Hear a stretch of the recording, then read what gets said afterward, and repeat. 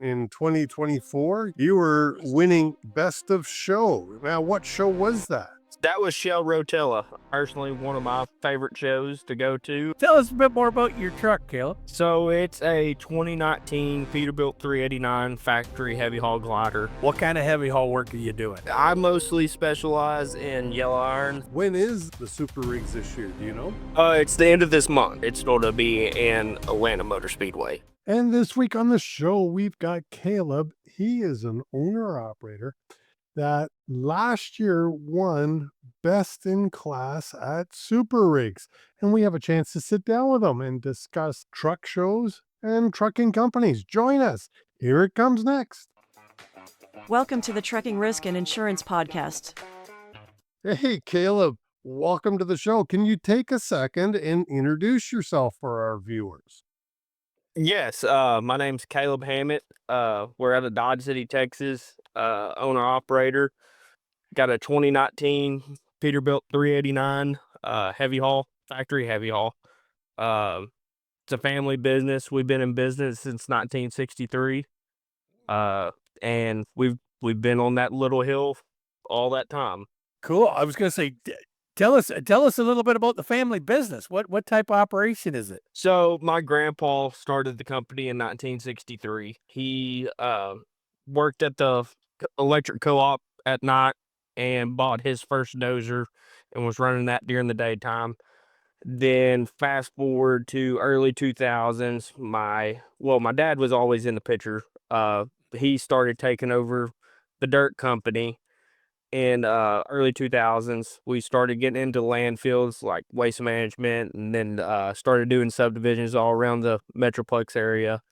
And then whenever I graduated high school, we had 2 trucks, and my dad said, here's 2 trucks, and go do what you need to do with them. As of today, I'm up to 32 trucks now. Nice. Wow.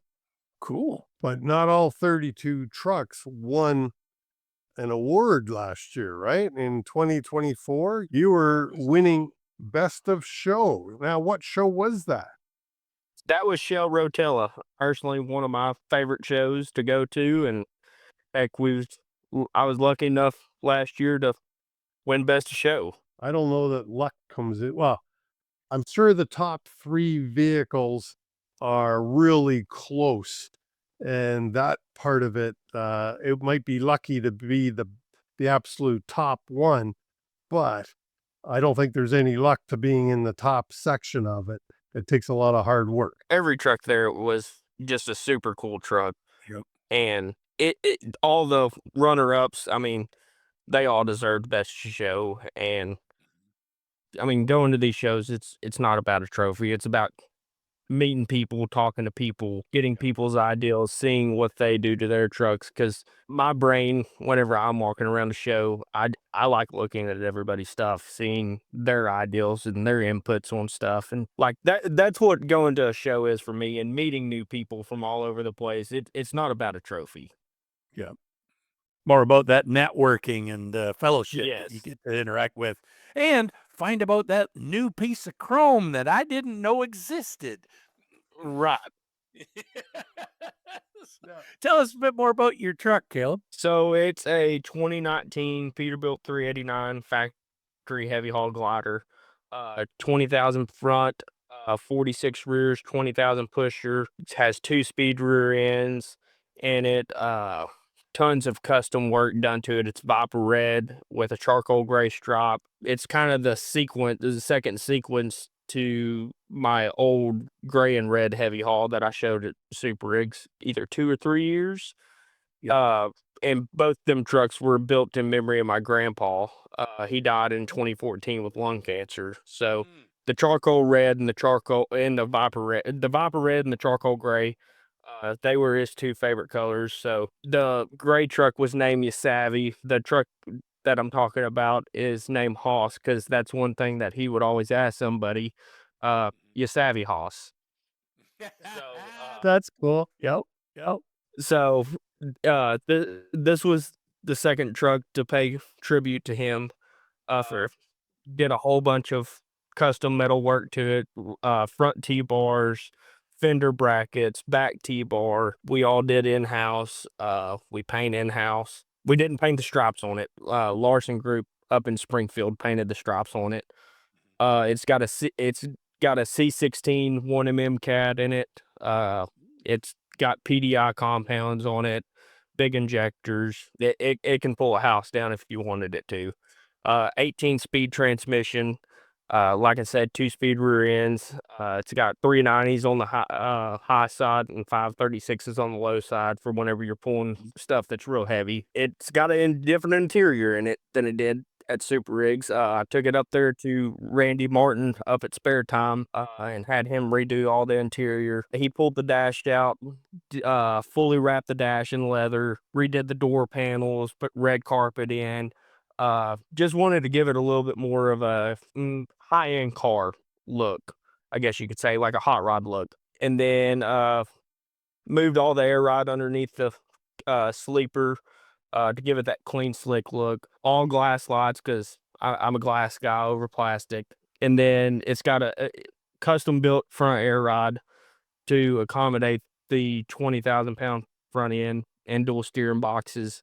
So yes, it sits low, but it's still a true 20,000-pound beam. Not necessarily the springs are 20,000 pounds, but went with Kenworth, like the 8-bag setup, airbags for the back end. So that way you can have the structure and stability if you do put that much weight up on the front, which as long as that truck is, it's hard to get 20,000 up on the front end. What is the wheelbase on it? 303. 303. Okay, I had 320 in my head just to see if I was close. So yeah, Not quite that long. That's the first truck that I ever did over 300, that I did 300 or over. And Yep. I can tell you this, for what we do, it's staying in the 200s for now on. Now you'd mentioned you do some heavy haul. What kind of heavy haul work are you doing? So I mostly specialize in yellow iron. Yep.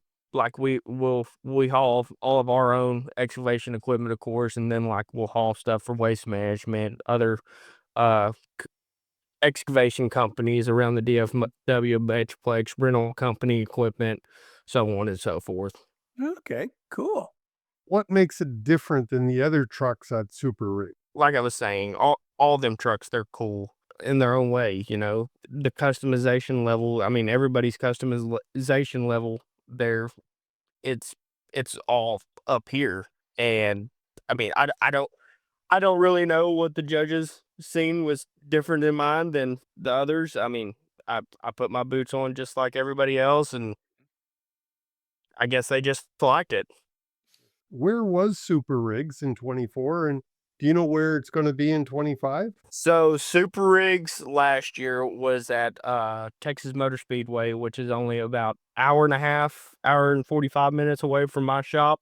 So got to go, took I think it was 5 trucks. Yes, 5 trucks there. And then this year it's going to be in Atlanta Motor Speedway. Hmm. And are you going up to Atlanta this year? I am. I'm gonna take, I don't know if you've seen the day cab I did with the big steerable that I took there last year, but I'm gonna take that one there this year, and I've got one in the works that I'm putting together that's hopefully going to be done to go to that one. Cool. Nice. So Got some work ahead of you. I do. when is the Super Rigs this year? Do you know? It's the end of this month. Oh, so you got work to do, and so you're If it makes it, we're going to be there with that that truck it's not a new truck. We've had it for a while.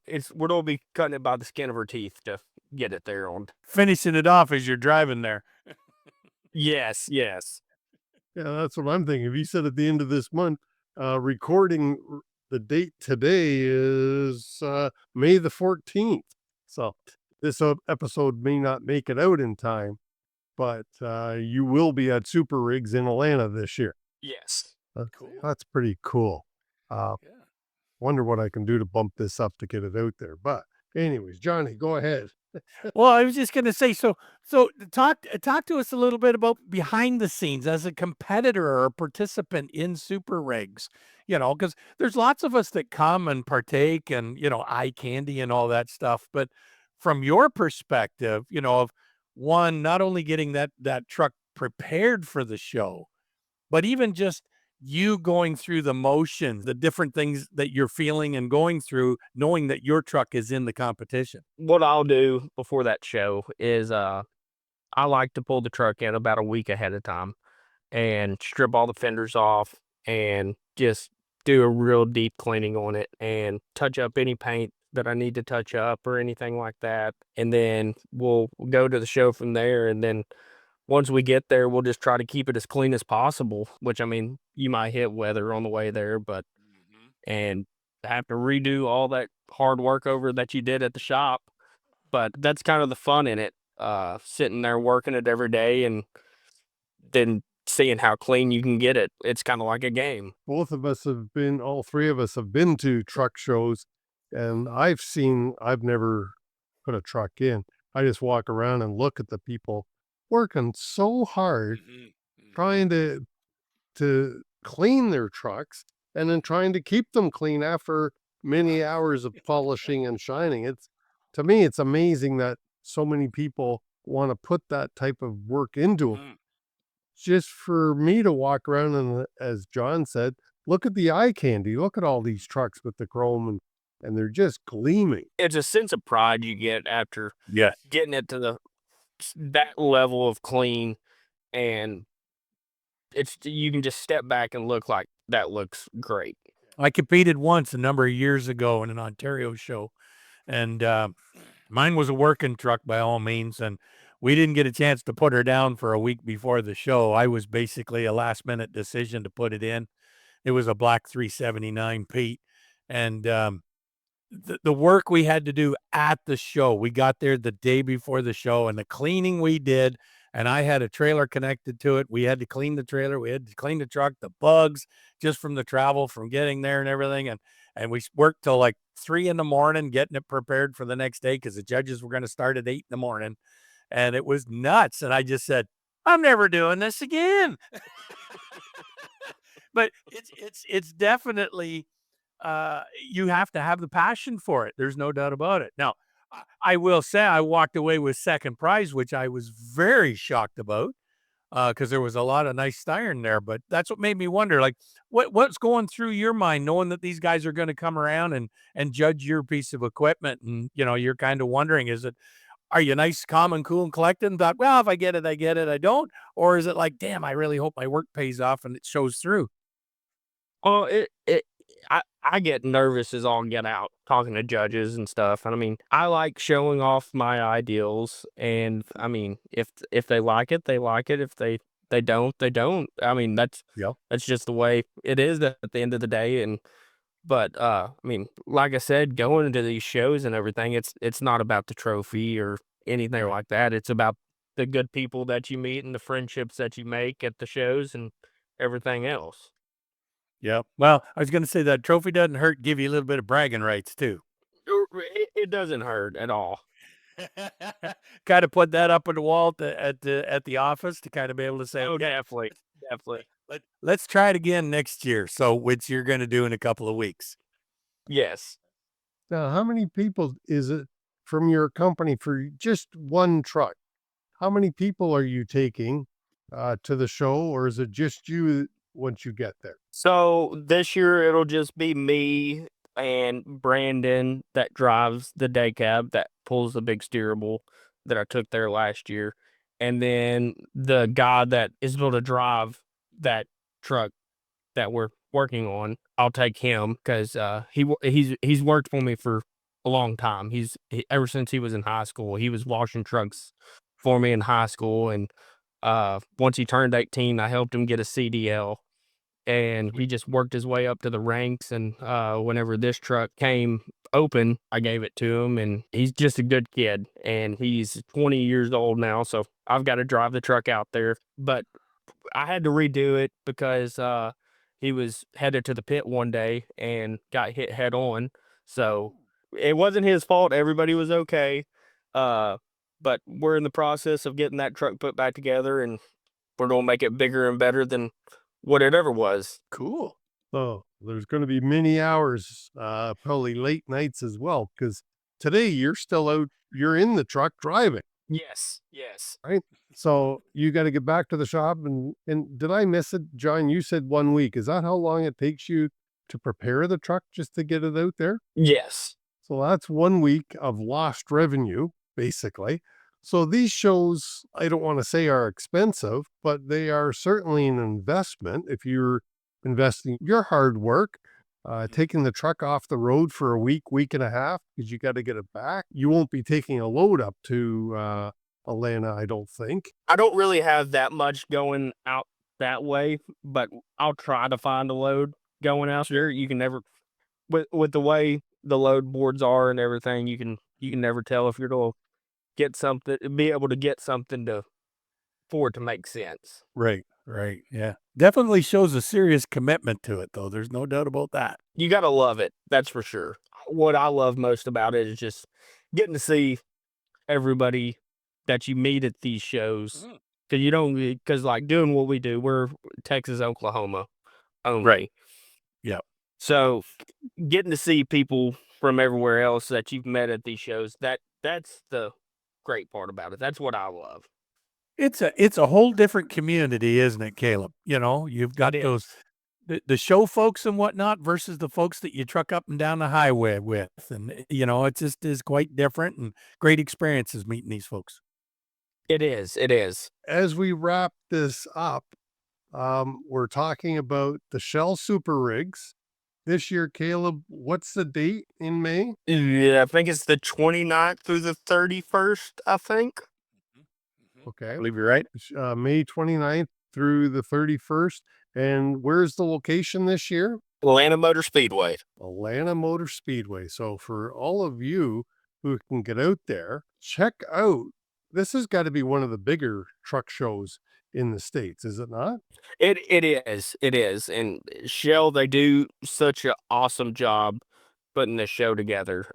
Everything about it. I mean, every Shell show that I've been to has just been nothing but a good time. And they're always happy to see you there. What's some advice you'd give a newbie that wants to get a truck into the show and whatnot? What would you suggest to somebody that's new to this and new to this community or new to the idea of putting a show truck in? Don't be scared to do it. Just go, and I mean, don't go expecting anything. Go to have fun. Go to meet new people and just have fun with it. Yep. And you don't necessarily have to spend a ton of money to go and have fun. Right. I think that's a great piece of advice, Caleb. Go with low expectations, go with the right attitude of having fun. And by walking around, you're going to learn what your competitors are doing. And if you want, you can up your game for the following year. Correct. And I mean, build relationships with people and meet new people. And I mean, just fellowship and have a good time. Yep. Yeah.